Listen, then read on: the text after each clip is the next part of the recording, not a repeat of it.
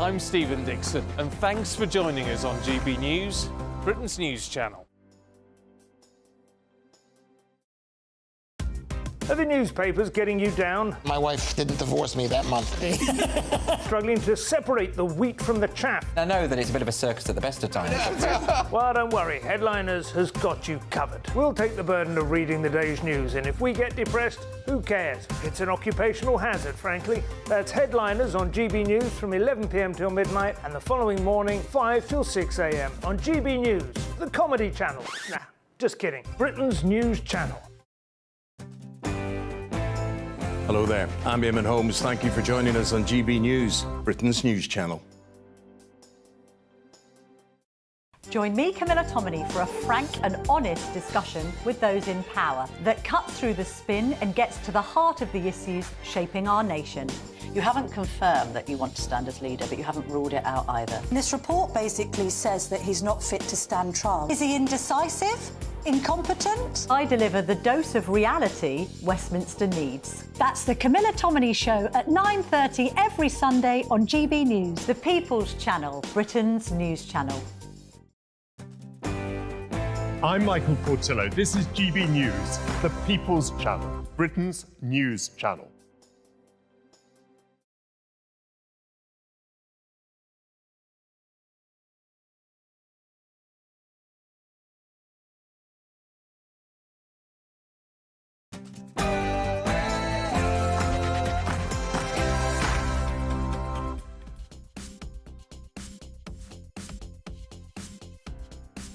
Rees-Mogg on State of the Nation tonight. Shocking soft-touch statistics. Offenders with more than 100 charges are walking free. Instead of time behind bars, they're getting a slap on the wrist. Critics say it sends the wrong message, while victims are left asking, where's the justice? Are our streets really safe? Stay tuned for more on this. Tory leadership candidate Priti Patel has sat down for an exclusive interview with GB News' political editor Christopher Hope. The former Home Secretary did not hold back when it came to talking about the Rwanda scheme. You won't want to miss what she had to say. And is your right to speak freely being taken away? I'll be speaking to one legal eagle who thinks he has the solution, borrowed from the United States of America. Is it time for a British Free Speech Act? And on A-level results day, several UK universities are facing the risk of closure. As funding dwindles, we ask, what's the point of going to university? And can you learn more in the real world? Well, we'll also discuss Harry and Meghan's visit to Colombia. They arrived in the last few minutes, and here is live footage of them as we speak, on what is definitely not a royal tour. State of the Nation starts now.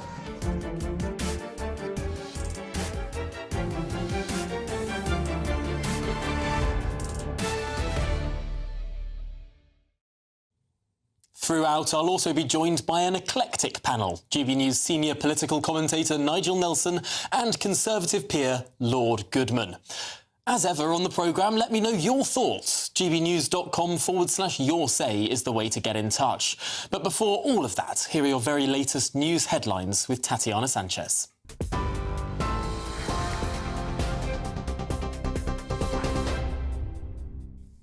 Tom, thank you. The top stories this hour. Hollywood actor Matthew Perry's assistant and 2 doctors are among 5 people who've been charged after the Friends star died from an accidental ketamine overdose last October.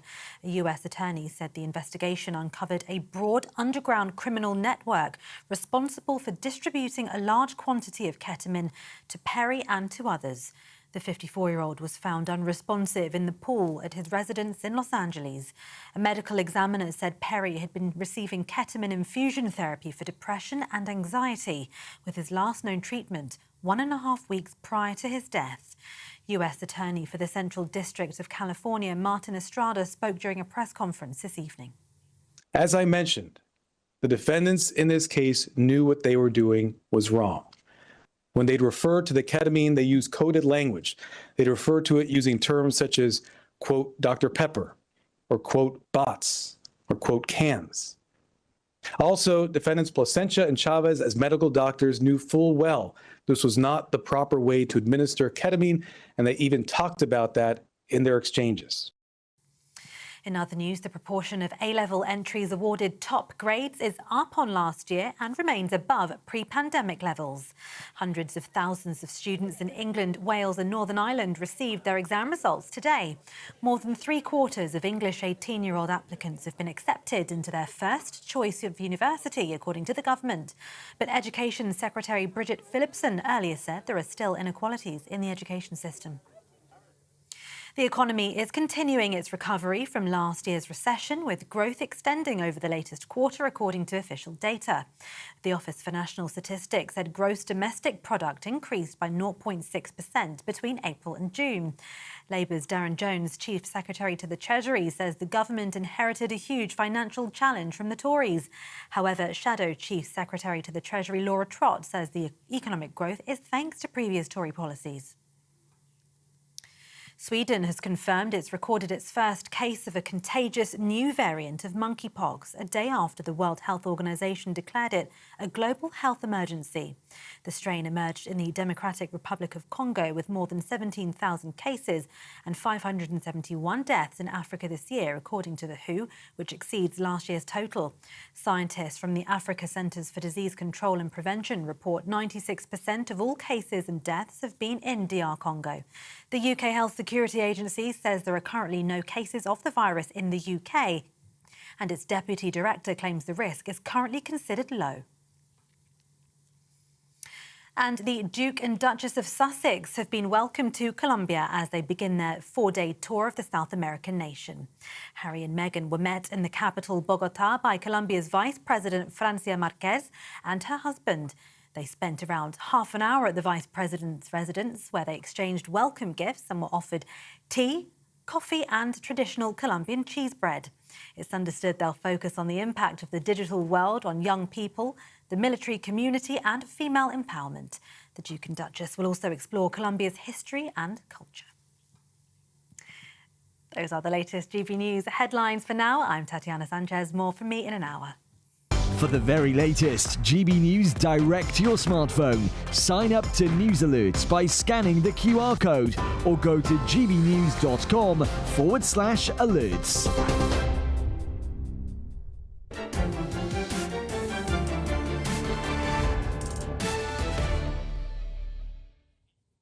Good evening. I'm Tom Harwood, in for Jacob Rees-Mogg this evening on State of the Nation.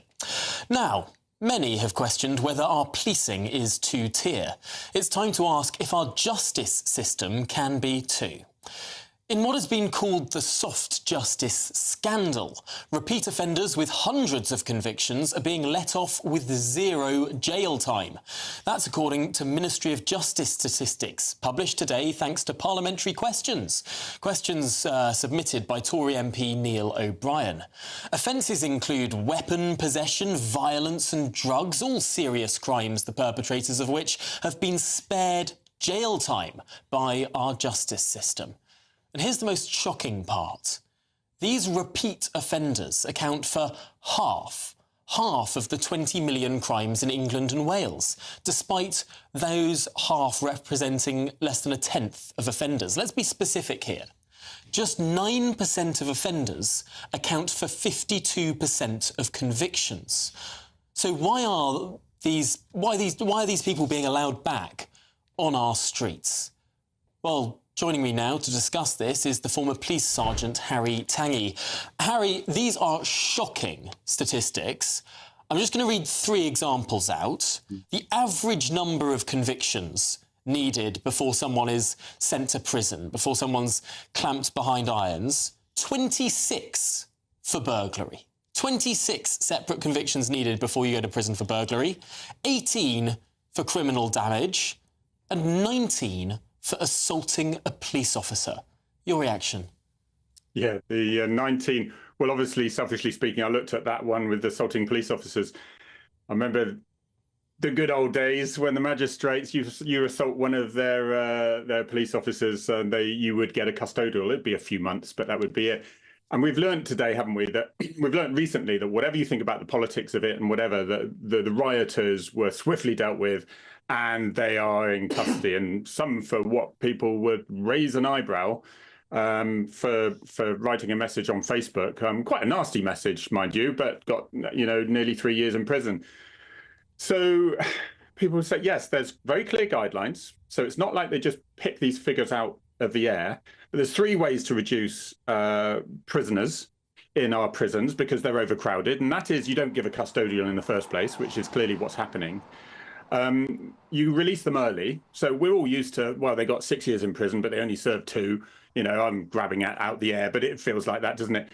And of course, you build more prisons, and nobody wants prisons being built on their back garden, do they?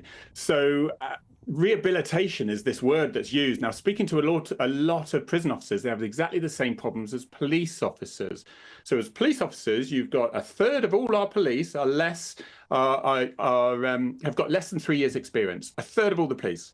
And it's getting like that with the prison service. You used to get ex-military, 6'5" guys, very experienced in life, and there were control on the wings. And it's getting much, much more difficult, far fewer chances for rehabilitating anyone. And of course, as a police officer on the street, I know that a lot of people don't want the rehabilitation. They're having far too much of an easy life as it is. Community services, I would say, is a cracking idea, if only at work, but the health and safety, I understand, means that, you need so many people to supervise, you need to train them to do the nearest, the basic things. If we could get our community service working properly, we could benefit from something out of this, and they're actually being supervised. And of course, the deterrent, as I say with the rioters, a deterrent does work. Harry, are you saying that potentially litter picking in a community isn't enough of a deterrent for serial violent offenders? Well, it comes to a point where you're not going to deter serial violent offenders, yeah? You're not going to. And I always said, we always had a briefing, right? Every shift, beginning of every shift. And I was on the front line for a full 30 years on all shifts. And you get a briefing and you say, oh, by the way, Billy Bloggs, he's coming out of custody in 2 days' time. We knew we would get inundated with either vehicle theft or burglaries. And then we'd be sitting on the sofa of an old lady who's crying her eyes out because her late husband's medals have been flogged off for probably 25 quid. And it was horrendous. A lot of crime has gone online, of course. But there comes a point where you think, OK, stop using us as guinea pigs. We've given you so many chances. You need to go away for longer sentences, that 10%, go away and just give the rest of us a bit of a break. And that's what it comes down to, unfortunately. But there'll be many people who don't like that. They prioritise the prisoner, who's obviously probably had a horrible upbringing. But at some point, you've got to draw a line. Well, Harry, I think a lot of people will be nodding along to what you're saying there. Thank you very much for joining us and talking us through the police officers' side of things. That perspective is so vital. I'm joined now in the studio by GB News senior political commentator Nigel Nelson and the journalist and Conservative peer Lord Goodman. Lord Goodman, we're going to start with you. These are extraordinary statistics. I don't think many people would have realised just how many times you need to be run through the justice system before you actually get sent to prison. First of all, a word in praise of Neil O'Brien. It's absolutely amazing that we've not seen these figures before. And he's a really persistent guy who gets down into the detail of stuff. I mean, Neil's a perfectly sort of ordinary-looking character, but he's dragged these statistics out and committed a public service in doing so. And the Home Office, to some extent, hasn't wanted to release these statistics. It's taken parliamentary questions, it's taken investigation to dig this stuff out. Well, it's quite interesting, that detail, because the Home Office and other departments are actually quite adept, often at blocking parliamentary questions and FOI answers. So I'm quite interested in why these have come now. But the stat you mentioned in particular about the assault on police officers is astonishing. And, I think the guy you've just interviewed, the former police officer who pointed to the possible solutions, was quite right. And the answer most of the public would give is build more prisons and ask yourself whether we are locking up the right people. But of course, Nigel, the last government attempted to institute a prison building programme. There were half a dozen sites located.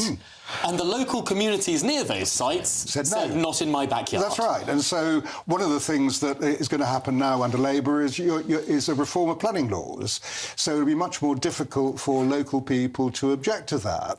I mean, I think we probably have to look at the whole criminal justice system. So what I would like to see is fewer people in prison, but those who are in prison serving longer sentences. When you say fewer people in prison, who do you mean? Well, what I mean is that Ken Clarke, when he was Justice Secretary, and David Gauke, also Rory Stewart when he was Prisons Minister, they were quite keen on abolishing sentences of fewer than 6 months or fewer. If you got rid of those, you would take 30,000 people out of prison. You could then set other people there for longer. OK, Nigel, interesting point. I think a lot of people would think maybe more prison cells needed across the board. Let's have a look at live pictures now of Colombia, where Prince Harry and Meghan Markle are, of course, on what is definitely not a royal tour. No, they are private citizens and they've been invited in a private capacity. It's nothing at all to do with the nature of their families or indeed who Harry's dad is. Well, more on that perhaps a little bit later. This is State of the Nation. After the break, we're going to be talking about this not at all royal tour. Stay tuned.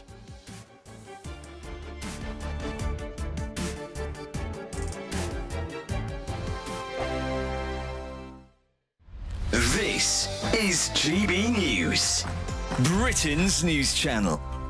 Esther, can we talk about Andy Murray? Because Andy Murray has retired, which is great news. And in the papers today, his lovely wife, Kim, said, this is good, I'm glad he's retired, because he can do some childcare now and a bit of housework. But you know all about relationships. Yes. This is going to be an adjustment for them, isn't it? Absolutely. And you know, as a father and a husband as well, Mark, that when you are at home, you are actually a big pain in the... Because you are kind of wired and you want to be doing stuff. And Andy Murray's like goal-driven. Can you imagine? He's going to be like, I'm going to make chili con carne. I'm going to make chili like this and this. And, you know, he's going to be like so focused and he's going to have so much energy. I would be terrified to live in the same house as Andy Murray. I know he kind of comes across as quite laid back, you know. He's a bit of a Sean Connery. But actually, these people are driven, and that's not going to stop just because he's retired, right? OK, when you've got a driven parent and the parent is at home, they're a nightmare. Yeah. So he needs to be seriously occupied. We've got to think of some hobbies. Isn't it Kim's turn? To have her career? For her to be the most important person in the house. I think she's quite into her art and painting and things like that. So isn't it time for him to stay at home, you know, feed the kids and all that, empty the dishwasher and let her career be the most important? Although I doubt he'll do that. He'll have so much other stuff to do. Punditry. Maybe he'll join his mum. She has a tennis academy. Actually, I remember there's a documentary about both of them have a hotel in Scotland. Actually, I think they co-run and I think they refurbished it. Yeah. To be fair, you know, Kim, you know, not just the hotel, but I'm sure she'll have other business ventures. You're right. I think it's the right thing to do. Clearly, you know, Andy Murray has had to be out the house. You know, probably she's had to look after the kids. I think anyone that's at the top of their game when they retire, I think the only fair thing to do is to, as you say, maybe take a step back and support your wife. GB News, the People's Channel. I'm Christopher Hope. From pop stars to politicians, I'll interview anybody in a pub who's got a political opinion. Join me every Friday on Spotify, Apple Podcasts, YouTube or gbnews.com, or wherever you get your podcasts. This is GB News, the People's Channel. Weekdays on GB News. Wake up to breakfast every day from 6 a.m. Followed by Britain's newsroom at 9:30. At noon, it's Good Afternoon Britain. Followed by Martin Daubney from 3 p.m. Only on GB News, the People's Channel, Britain's news channel. Every Saturday, 10 till 12, we'll bring you all of the news that you need to know. We'll also remind you that there is so much to smile about. It's my favourite time of the week. I get to relax, enjoy some light-hearted stories, and let Ellie teach me about fashion too. That's Saturday Morning Live, every Saturday, 10 till 12. Only on GB News, Britain's news channel.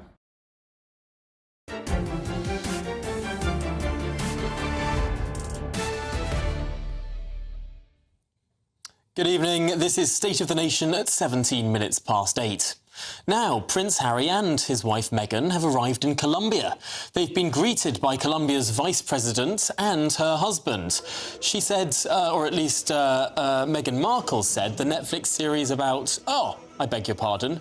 The wife of the Colombian president said that I saw the Netflix series about their life, their story, and that moved me and motivated me to say that this is a woman who deserves to come to our country, tell her story, and her exchange will undoubtedly be an empowerment to so many women in the world. Now, this is, of course, a controversial visit for a number of reasons. Firstly, they are not senior working members of the royal family. They're on what looks a lot like a royal tour, but are definitely not senior working royals, and this does not have the sanction of the Foreign Office. But also, of course, Prince Harry has been saying that visiting the United Kingdom is too dangerous. Strange, then, to visit a country like Colombia. Of course, a murder rate rather higher than that of the United Kingdom. Well, a little bit later, they'll visit a Colombian town lauded as a symbol of anti-colonialism. Goodness me, Harry and Meghan sitting there having their welcome in Colombia. Now, Lord Goodman and Nigel Nelson remain with me in the studio. Nigel, it's interesting seeing this couple take on a quasi-royal role. Yeah, that's what's astonishing, and this should be a private visit. And it looks like the beginning of a royal tour. Now, quite clearly, that is inappropriate, that they are not working royals in any shape or form. They've decided that for themselves. So the kind of images we're seeing at the moment actually look really uncomfortable, that it's not something we should see, and I'm surprised they're going along with that. And Lord Goodman, this comes at the same week we learn that Prince Harry will not be attending a pretty important funeral here in the UK of a family member. I'm certainly surprised to hear that he has apparently said, I'm stressing apparently because I've not heard it myself, that he thinks it's safer in Colombia than the UK. I mean, he ought to be aware by now that the riots have died down and that he'd be perfectly safe here, other, of course, than from the attention of his critical friends in the media. Well, I wonder how much of this all relates back to Prince Harry's long-standing argument with the Home Office about police security, which, of course, he no longer receives in the United Kingdom, as, of course, he quit the royal family and all working duties. He lost his Home Office security, his police protection. He, of course, is being provided state protection in Colombia. Do you think that's perhaps sending a message to the United Kingdom? I don't know. I think you'd need to know the sort of story behind this visit, and I'm kind of curious to know how it came about, who's paying for it, what the significance is of this visit to this anti-colonial totem in Colombia. That does appear to be sending a bit of a message about the value system of the formerly, I suppose, royal couple. And yet, Nigel, I suppose, if you're the president of some country that perhaps doesn't often make its make headlines in the Western world in the most positive way possible, I suppose perhaps inviting this couple to your country, having your people dance for them and all the rest of it, well, goodness me, when was the last time we showed Colombia in this light? Yeah, no, I mean, I'm sure from their point of view, it's a great coup. It's fantastic publicity for them. And again, it looks as if Harry and Meghan are being used for that very purpose. It's interesting because this does seem like it is a sort of diplomatic mission, except is this because we're entering a world where diplomatic missions that would have been the most important thing for societies 100 years ago now perhaps take second fiddle to celebrity? Well, I mean, certainly this is a celebrity. I mean, they're not in a position to do any diplomacy when they're out there. They don't in any shape or form represent the British state. They can't even get messages to take back to ministers over here because they have absolutely no role. It's also, it is curious they're being provided by state security by Colombia. OK. In the event there was a real threat against Harry, he would get security over here. He just doesn't get it automatically because he's not a working royal. And I suppose, Lord Goodman, one of the really irksome things about this whole case against the Home Office is that Prince Harry makes very good money with his Spotify deal, with his Netflix deal. Meghan Markle now has a luxury fashion brand. They are raking in hundreds of millions of dollars. You'd think he could have his own security. Well, they won't be short of money, but I was interested in the point you were discussing with Nigel a moment ago about declining overseas visits, because on the whole, I think there are sort of fewer of these at a ministerial level than there were. And David Cameron, during his short, very energetic period as Foreign Secretary, made a point of going to places that no Foreign Secretary had been to for years and probably won't go to again for a while. Uzbekistan and maybe that will be Harry and Meghan's next port of call, will be Tajikistan or Kyrgyzstan or... Yes, it is interesting, actually. I suppose there is perhaps a gap in the diplomatic world. If you're a foreign secretary who has to have a constituency surgery on every Friday, or if you have sort of ties to be back in Westminster and voting, you can't really tour the world and do the diplomacy with perhaps the non-G7 countries or even G20 countries. Is this a place where perhaps Britain is now... in a less advantageous position because we have so few working royals at the top of the royal family now? But the royal family shouldn't be taking part in the things that politicians ought to be doing. I mean, I think that, obviously, with someone like David Cameron, the fact he was a peer meant he didn't have any of the things you just mentioned. He didn't have a constituency to go to on a Friday or have to return for votes in the House of Commons. But the royals aren't there for that. But obviously what they can do is bring messages back and take messages too, all completely undercover, but that's not something that Harry and Meghan can do. No, and yet they are receiving these invitations. It is interesting because, of course, both Harry and Meghan in the United Kingdom have a pretty low approval rating. Yes, I mean, I'm not convinced these pictures from Colombia will boost the approval rating very much. It does seem a sort of strange and eccentric visit. They are sitting there very nicely, very elegantly, not talking about themselves, watching what is a traditional dance. That's true. But the question will be raised that you're asking and Nigel is asking is this does look a lot like the sort of thing that members of the royal family formally do. And, of course, they're not being paid and they've deliberately absented themselves from that. So the question will arise, why are they doing this now? Yes, and I suppose, Nigel, that is a question, because this is a couple who said that they didn't want to do the duties of senior members of the royal family. They recused themselves from that, as is their right. Perfectly able for members of the royal family to abdicate, as has happened once, notably in the last century. Even kings can do it. Exactly. But when that abdication happened, I'm not entirely sure our former king then went around on what appeared to be sort of royal visits. Well, he wasn't really allowed to. I mean, Winston Churchill wanted to keep him in the background because of his sympathies with Nazi Germany. So I think that's a completely separate thing. What is curious about this, again, looking at these pictures, is was this all planned beforehand? It looks like it, on the basis that, would you not have thought that if Harry and Meghan wanted the privacy that they keep going on about, they'd have slipped into Colombia quietly without all this fanfare?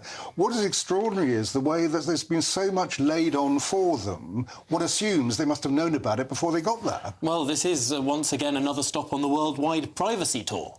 Yes, I mean, there's not very much you can add to, Nigel's evisceration of what's scarcely a very private moment. Yes, no, absolutely. It is strange to look at these pictures and see, these are now another angle of... let's have a look if we can spot the not royal couple there. Prince Harry shaking hands, doing a bit of a dance move before he arrived there, but perhaps just shaking hands. It's interesting to see this sort of intricate demonstration put on for him. He touched the head of that sort of leopard costume there, but is sort of standing, moving. Is he about to dance? This is the question of the evening. Certainly touching the dangling trinkets of these mascots that appear there, holding a nervous-looking Meghan around the shoulder. And posing for pictures. I'm not quite sure what this is supposed to symbolise, but certainly interesting pictures here. The latest from Colombia, just in the last few minutes, and they seem very happy with the celebration there, clapping clapping their hands and shaking more hands, shaking painted hands. I hope it doesn't rub off on him because he's wearing a very nice linen suit.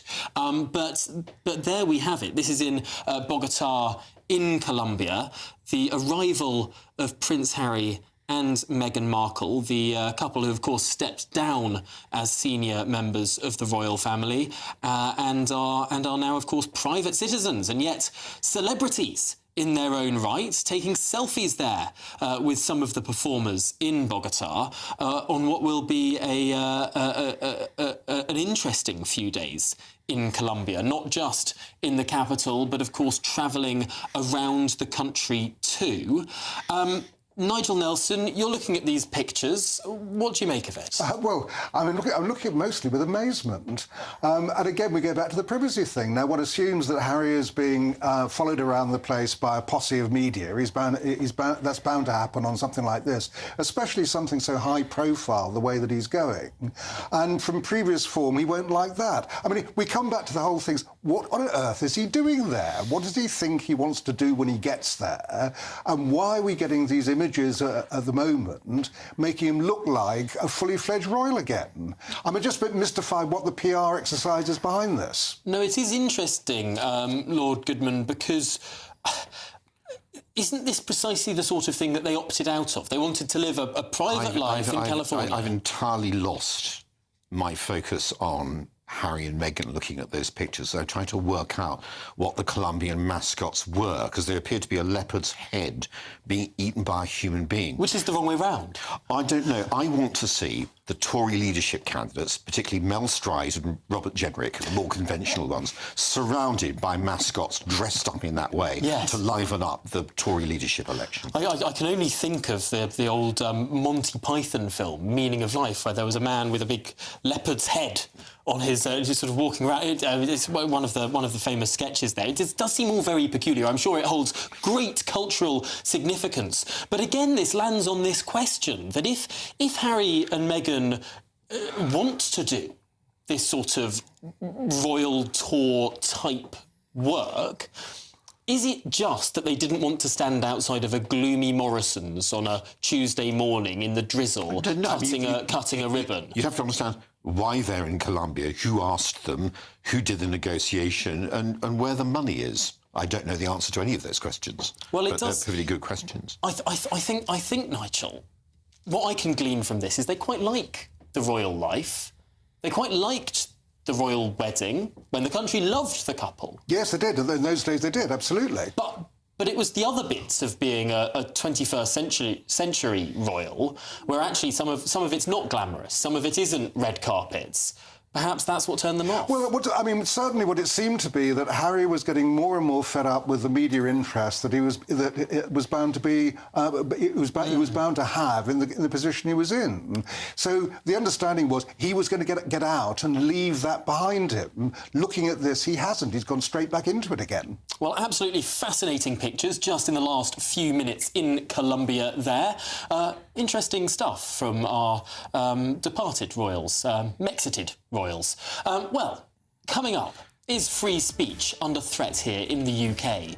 Do we have something to learn from the United States? One legal eagle thinks he has the answer to the many Brits, the feeling that many Brits have, that we simply aren't allowed to say what we think. Don't go anywhere.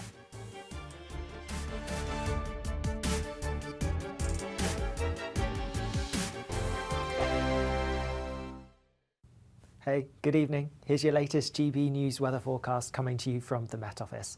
Looking ahead to tomorrow, and there will be sunny spells for many of us and just a few showers in the north. But before then, we do have some wet weather around at the moment. We do have a frontal system that's still making its way southeastwards, and this is going to bring quite a bit of cloud, quite a bit of rain across much of England and Wales through the end of the evening, pushing away towards the southeast as we go through the early hours of Friday morning. Could be some heavy bursts amongst it before it eventually gradually clears away towards the southeast through tomorrow itself. Behind it, some clearer skies, and under the clearer skies, temperatures may drop a little bit lower than they have done through some recent nights, some places getting into mid-single figures.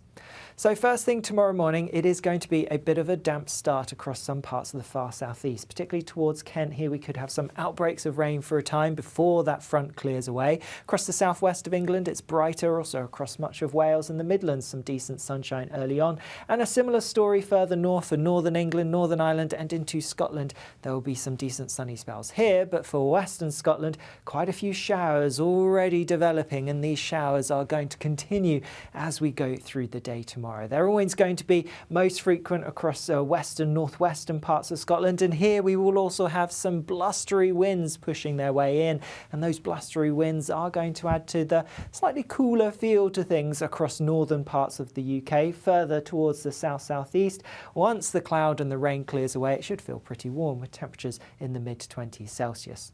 Looking ahead to Saturday, and again we're going to see some showers across northern and western parts. Not many showers, but a few coming through at times, and some brisk winds towards the far northwest. A greater chance of staying dry and avoiding the showers towards more eastern, southeastern parts. Sunday looks like a relatively similar day with more showers across the north before some wet weather arrives for many of us by Monday. Bye-bye.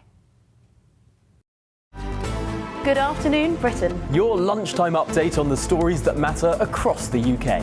From breaking news and insightful analysis, inspiring stories and lively debates. You're comparing yourself to a former Prime Minister. Which is it? Stay informed, stay updated, stay entertained. I just don't know how anyone would not want to be there. Every weekday from midday. We are Good Afternoon Britain, only on GB News. Britain's news channel. Join me, Camilla Tominey, for a frank and honest discussion with those in power that cuts through the spin and gets to the heart of the issues shaping our nation. You haven't confirmed that you want to stand as leader, but you haven't ruled it out either. This report basically says that he's not fit to stand trial. Is he indecisive? Incompetent? I deliver the dose of reality Westminster needs. That's the Camilla Tominey Show at 9:30 every Sunday on GB News, the People's Channel, Britain's news channel.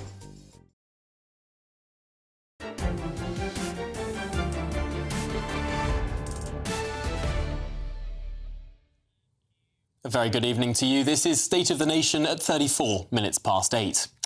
Now, people are being arrested for tweets and Facebook posts. Are we losing our right to speak freely as a country? Could you be next? Chilling questions. Questions which demand an answer. What can we do to protect the rights of people to say what they think in this country? To protect debate? To protect even contentious speech? Well, one man thinks he has the answer. A British Free Speech Act, modelled on the United States First Amendment. Today, I have lawyer and fellow of the Adam Smith Institute, Preston Byrne, in the studio to discuss whether the UK would benefit from a free speech law that emulates the United States. Welcome to the show, Preston. Thank you. First of all, what is the difference between the rights of someone in this country and the rights of people in the United States to speak? What are the differences in the law? You can boil it down basically to a single line, and that single line is this. In the United States, you're allowed to non-violently express more or less any opinion you want, right? Regardless of what the point of view is. And in the United Kingdom, that's not the case. In the UK, you can't express something if it offends someone. You can't express something if, particularly online, and we have conflicting precedents. On the one hand, our courts frequently tell us that offensive speech is allowed, but then we've got statutes that say that grossly offensive speech can get you a custodial sentence in prison. So long story short, in the United States, the government doesn't police viewpoints, and in the United Kingdom, it frequently does. That is a fascinating distinction because, of course, there is no jurisdiction on earth where you could say absolutely anything with no consequence. Of course, if you incite some harm, if you incite violence in any jurisdiction, you can expect legal repercussion. But I suppose there's an interesting distinction there, and you mentioned offence. you're allowed to be offensive in the United States, and in the UK, that's a lot more of murky water. That's right. The United States draws a distinction between conduct which is outrageous and conduct which is violently outrageous. So in the United States, our test for offensive speech is known as the imminent lawless action test. And what that says is that if you're espousing political rhetoric which is directed towards the production of imminent lawless action and it's likely to result in such action, so that's two tests, imminent and likely, then the government can step in and restrain your speech. Other types of speech which are not allowed, for example, would be a threat or a conspiracy or some type of participation in a crime. However, what we do allow is advocacy of any opinion. So you're allowed to advocate even in favor of violence in the United States. You can advocate, so for example, the case of Ricky Jones out in Walthamstow, the Labour councillor who said some things I'm not going to repeat on television because I don't want to get arrested in the United Kingdom. But he made a gesture at a rally, at a left-wing rally. He made a gesture across his throat, didn't he? And he got a visit from the police. He got arrested and he was remanded, and he's not going to be released until the courts are back in session a month from now. So they're going to throw the book at that guy. But the difference between, for example, if he did what he did in the United States, he probably wouldn't be in prison because of the imminent lawless action test. Because he said, I'm advocating in favor of violence, right? But there was nobody there to be violent against. There was no prospect that violence would take place.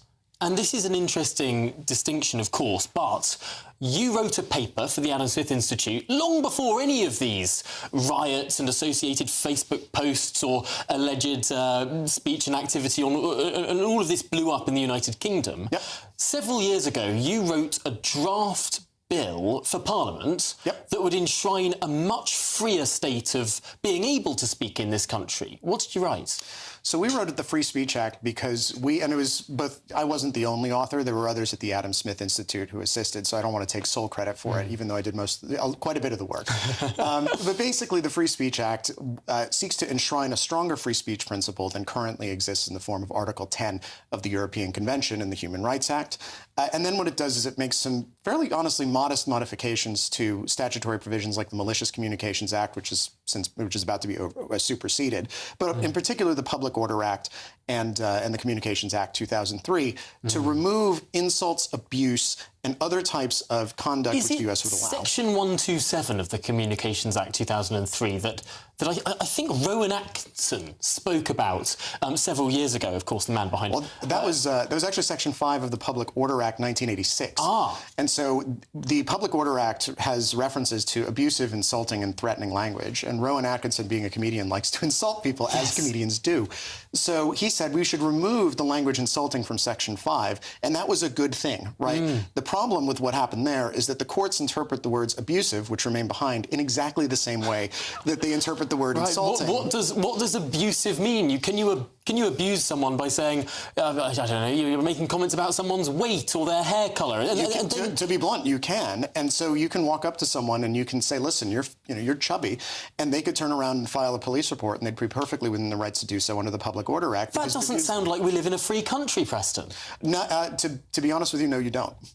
Wow. That is a heavy, heavy word, because I've sat at this desk with countless human rights lawyers who tell me that the United Kingdom is a free country because we're blessed to live under the jurisdiction of the European Court of Human Rights. You're telling me that doesn't guarantee me my right to speak freely? The European Convention is very bad at protecting speech on the margins. So there's a thing called the margin of appreciation under European human rights law, which allows states to derogate from the European Convention, derogate meaning deviate from the European Convention when it suits them and when it's necessary for the needs of a democratic society, I think is the exact language. And that's been used time and again, particularly after it was transposed into domestic law by magistrates and first instance judges to say, actually, instead of this right that you have to free speech, we have this express ability to point to this Article 10 sub 2, which says that we're free to deviate from that free speech right. So paradoxically, there was a case called Redmond Bate in 1999, where famously Lord Justice Stephen Sedley basically said, you don't have a right not to be offended in this country. They enacted the Human Rights Act, and then practically every precedent for the next 10 years turned around and imprisoned people for offending other people. So it really was not very helpful. So in some ways, the European Convention on Human Rights has perhaps made our right to speak more freely worse. That's correct, and in fact, I wrote my LLM thesis on that exact question. So that's right. That is extraordinary. We signed up to a convention that is meant to, well, that I suppose Winston Churchill, one of the original authors of this thing, designed to try and limit the power of government to stop us, trying to limit the power of government to sort of create, you know, overbearing societies. And it's done precisely the opposite of what it was intended to do in this specific instance. That's correct. And I think that's the reason that's the case is because the United States is fundamentally a rebel country which wanted to create laws which protected itself from foreign kings, right, or the imposition of tyrants at home. And in the UK doesn't have that kind of doctrine because it doesn't have our history. So the reason that we suggested that we sort of move an American-style concept, and we certainly didn't, in our proposal, we did not copy the First Amendment word for word. It's phrased very differently. And what we proposed is that spoken or written expression, right? You're not gonna hurt someone by speaking at them. You're not gonna hurt them by showing them a sign, right? Maybe they'll get a paper cut, but that's battery, right? So that's a very different case. So we said spoken or written expression on any matter of public importance, morality, philosophy, or politics should be totally within bounds. We've only got a few seconds left, so I just want to end by saying, well, why is it better to let people speak freely? Why is the UK and Europe as a whole perhaps not a better and friendlier society by banning offensive speech? You know, I think if you talk to some of the people the thousands of people who've had the police show up at their door at 4 in the morning over the last couple of years because they said something offensive online, they'd be able to explain that to you better than I can. Well, Preston, it's been a delight to have you in the studio, and thank you for keeping your answer there so succinct. What an interesting state of affairs we have in this country, my goodness me. Up next, a bombshell interview between our political editor, Christopher Hope, and Dame Priti Patel. She lifts the lid on her dealings with the Rwandan government, which she claims has been treated appallingly by the Labour Party. You won't want to miss what she has to say next.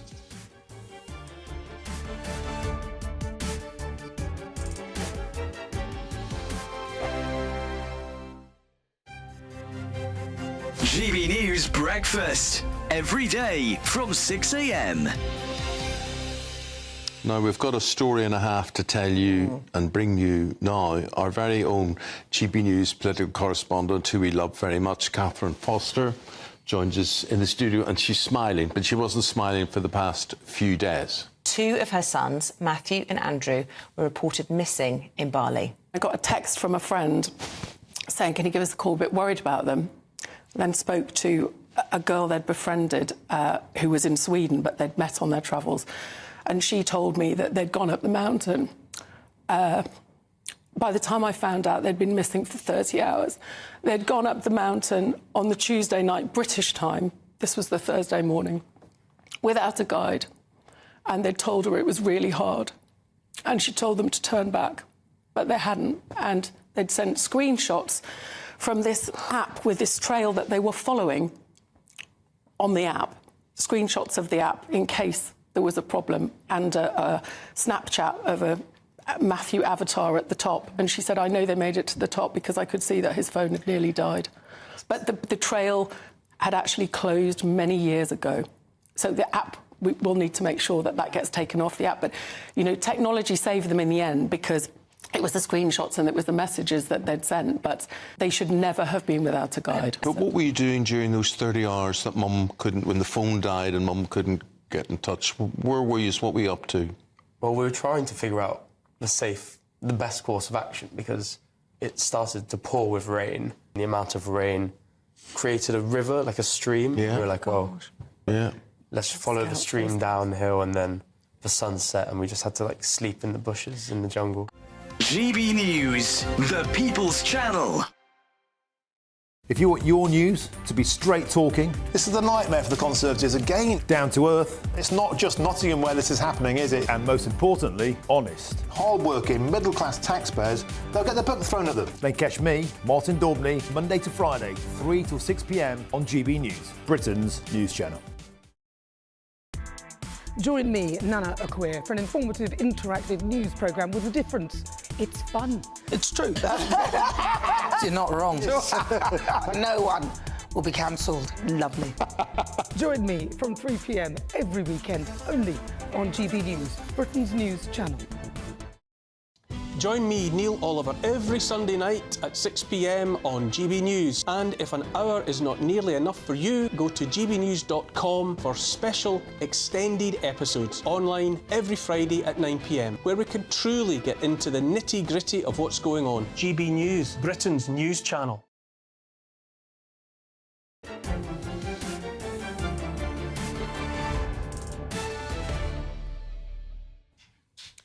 Good evening. This is State of the Nation at 47 minutes past 8. Now to migration. Earlier today, our political editor Christopher Hope interviewed Tory leadership hopeful Dame Priti Patel. When asked about the failed Rwanda plan that never got off the ground and the Labour government has scrapped, she pulled no punches. Let's listen in. Rwanda was your idea, wasn't it? Would you bring it back if you became leader? So I'm going to pay tribute, actually, to the government of Rwanda, who, all credit to them. I've spoke about this in the past. You may have interviewed me in the past on this as well. They wanted to be part of an international solution to stop people trafficking and these evil smuggling trade that we see. They set very high standards when it comes to refugees and resettlement. They were a natural partner for us, and I think we should pay tribute to them. I think they've been treated appallingly by this Labour government. I really do. They're just being treated quite disgracefully by, literally tearing up that agreement. But the scheme itself. So, you know what I think is going to happen? I reckon there'll be another country that will follow in the footsteps that we were leading the way on this. Outsourcing. That will effectively do third country removal and resettlement, because as we know, across Europe, and Europe is in a very politically unstable and unhappy place on this. Well, you'll be able to listen to that full interview a little bit later in the week. But joining me now to discuss this bombshell claim is my panel. GB News senior political commentator Nigel Nelson and the journalist and Conservative peer Lord Goodman. Nigel, first of all, she seemed a little bit hurt that the Rwandan government, with whom she'd built up a relationship over years, and that it was about this partnership of investment and migration, it's all been thrown away. Yeah, but also, let's look at it from the other side. The Rwandan government have had £700 million off us. We're not getting that back. They may not have got the £10 billion that we were thinking of spending, if Yvette Cooper is right with the figures she's seen. That's a big if. Well, I mean, she said it in Parliament, so I don't believe it can be, it's untrue.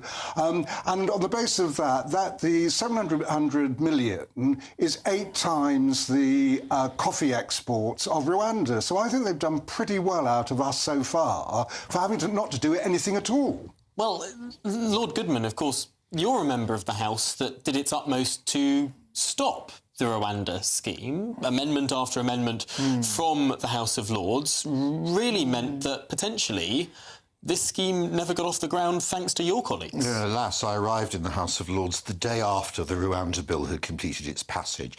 I, of course, like to be able to say to you that had I been there, the bill would have sailed triumphantly You'd have convinced all of your colleagues on the red benches. Sadly, I think that was unlikely to be the case. Priti Patel's a very strong candidate. And, of course, she's in quite a difficult position about immigration because legal immigration was up on her watch, and the Rwanda scheme ultimately didn't deliver. However, she did feel hurt. Nigel makes the point quite properly about the Rwandans got all this money and, we've got nothing from it. Well, of course, we've thrown out the government that was going to do the scheme. Well, I wonder what you make of her claim, of Priti's claim, that another country, perhaps another European country, 15 of which have signed up to do third country processing. Will someone else get there ahead of us? I think she's 100% right. And I think I'd look at the Rwanda scheme rather like the trade union legislation when I was a kid. Ted Heath had a go at it, didn't work. Margaret Thatcher was able to make it work. And I think over the next 15 to 20 years, we'll see lots more outsourcing and or Rwanda-type schemes. Is not quite the same thing. Yes, because, of course, the European Commission has been talking with Tunisia, has been talking with Egypt. Of course, there are many countries with whom deals like this may be on the cards, just not anymore for Britain. Well, I mean, it depends what the deal's going to be. I mean, bear in mind that prior to us getting involved, the UN was sending people to Rwanda. They came from the Congo and Libya. The crucial difference was they were volunteers. These weren't people compelled to go there. They're under an emergency resettlement scheme should they choose to do so. Israel pulled out because they didn't trust Rwanda to look after people, and there's a lot of evidence they didn't. And it is in itself a strange country. The elections last month, 99% of the vote went to Paul Kagame, the president. That's kind of North Korean type standard. 6,000 people since 2022 have claimed asylum in other countries, Rwandans who've claimed asylum in other countries. There's a lot of things about it, apart from the fact the scheme was never going to work anyway, which is the reason the permanent secretary of the Home Office wouldn't sign off on it, and it required a ministerial direction to make it get as far as it did. Do you really think the reason why it failed was because of the genuine concerns people had, or just because they didn't want to see it work? Well, I mean, it's a bit of both, isn't it? I mean, the Supreme Court says there were real concerns. That required Parliament to overrule the Supreme Court about those concerns, the human rights As concerns. is their right? Well, sort of. I mean, I think to actually go against what the Supreme Court said, it is in their power. I'm not sure it's in their right. But Lord Goodman, the Supreme Court was only set up in 2007. Yes, and I think you've got to sort of try and pan the camera back, as it were, and look at this issue more broadly. The fact is, here's Europe with a declining population. Masses of people are coming in illegally or irregularly, depending on the choice of words you want. What do you do? One view is simply let them all in. Let them all in and work, but that would not be acceptable to most voters. Therefore, I think you will end up with schemes like the Rwanda scheme or simple outsourcing schemes, and the government was just, I'm afraid, a bit ahead of its time.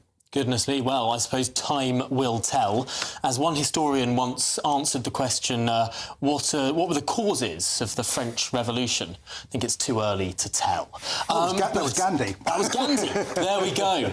Well, that's all from me this evening. Up next, it's Patrick Christie's. Patrick, what's on your bill of fare this evening? Yeah, great show lined up tonight, Tom. Shocking footage of BBC presenter Chris Packham appearing to tell people to set themselves on fire.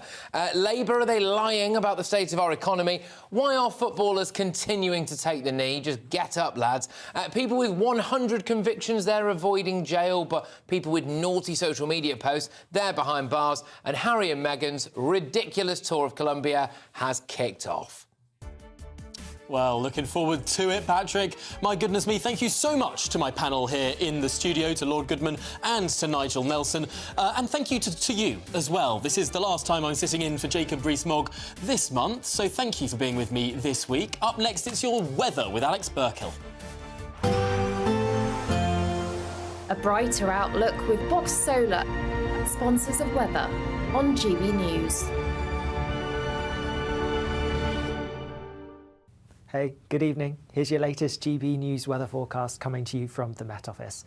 Looking ahead to tomorrow, and there will be sunny spells for many of us and just a few showers in the north. But before then, we do have some wet weather around at the moment. We do have a frontal system that's still making its way southeastwards, and this is going to bring quite a bit of cloud, quite a bit of rain across much of England and Wales through the end of the evening, pushing away towards the southeast as we go through the early hours of Friday morning. Could be some heavy bursts amongst it before it eventually clears away towards the southeast through tomorrow itself. Behind it, some clearer skies, and under the clearer skies, temperatures may drop a little bit lower than they have done through some recent nights, some places getting into mid-single figures. So first thing tomorrow morning, it is going to be a bit of a damp start across some parts of the far southeast, particularly towards Kent. Here we could have some outbreaks of rain for a time before that front clears away. Across the southwest of England, it's brighter, also across much of Wales and the Midlands, some decent sunshine early on, and a similar story further north for northern England, Northern Ireland and into Scotland. There will be some decent sunny spells here, but for western Scotland, quite a few showers already developing, and these showers are going to continue as we go through the day tomorrow. They're always going to be most frequent across western, northwestern parts of Scotland, and here we will also have some blustery winds pushing their way in, and those blustery winds are going to add to the slightly cooler feel to things across northern parts of the UK. Further towards the south-southeast, Once the cloud and the rain clears away, it should feel pretty warm with temperatures in the mid-20s Celsius. Looking ahead to Saturday, and again we're going to see some showers across northern and western parts. Not many showers, but a few coming through at times, and some brisk winds towards the far northwest. A greater chance of staying dry and avoiding the showers towards more eastern southeastern parts. Sunday looks like a relatively similar day with more showers across the north before some wet weather arrives for many of us by Monday. Bye-bye. Looks like things are heating up. Boxed boilers, sponsors of weather.